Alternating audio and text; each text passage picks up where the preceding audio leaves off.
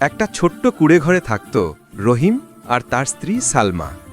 তাদের সংসারে নেই কোনো বিলাসিতা, নেই ভালো খাবার, নেই বিদ্যুৎ, শুধু আছে একে অপরের ভালোবাসা আর আশা।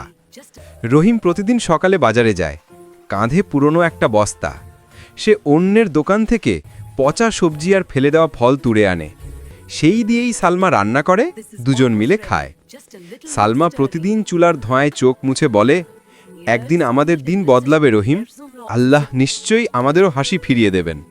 রহিম হেসে উত্তর দেয়, যতদিন তুমি পাশে আছো ততদিন এই গরিব সংসারও আমার কাছে স্বর্গ। একদিন রহিম বাজারে এক বৃদ্ধাকে সাহায্য করল।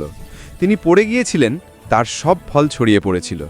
রহিম বিনা দ্বিধার সব তুলে দিল। বৃদ্ধা খুব খুশি হলেন। পরদিন সকালে রহিমের ঘরের সামনে দাঁড়িয়েছিল সেই বৃদ্ধা।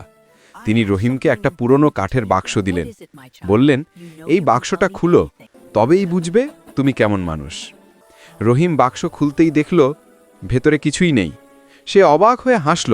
বৃদ্ধা মা, আপনি নিশ্চয়ই ভুল করেছেন। বৃদ্ধা হেসে বললেন, না বাছা, এই বাক্সটা ফাঁকা নয়। এতে আছে তোমার সততা, তোমার দয়া, তোমার ভালোবাসা। এই গুণগুলোই তোমাকে ধনী করবে।